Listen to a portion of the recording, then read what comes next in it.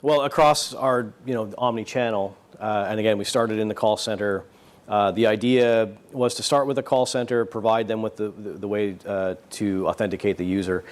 We then moved into mobile, and as we onboarded the mobile devices through the mobile SDK that we built and wrapped that for our mobile team, we were able to add the biometrics for biometric push. So as we add the mobile capabilities, then the call center by default gets those capabilities. So now the call center rep, instead of asking questions or even doing an SMS OTP out to them, which we do with Transmit as well, we are able to push a signal to the mobile device to do a biometric in our app, which was huge for them. As again, it decreases the amount of time it takes to authenticate them, and then of course we'll bring those to the web, and the web allows us to do mobile push now as well. It allows us to do one-time passcodes.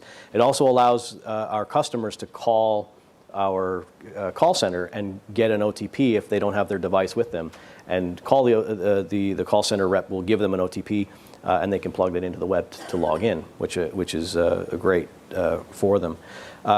To make a long story short, the reason why we're doing this and the reason why we'll be moving into the IVR, not the call center rep, but the IVR piece next year, is to bring all of those authenticators to across all of the channels to parity. Right? Every channel has the same type of authentication in whatever channel, however you're dealing with TIAA.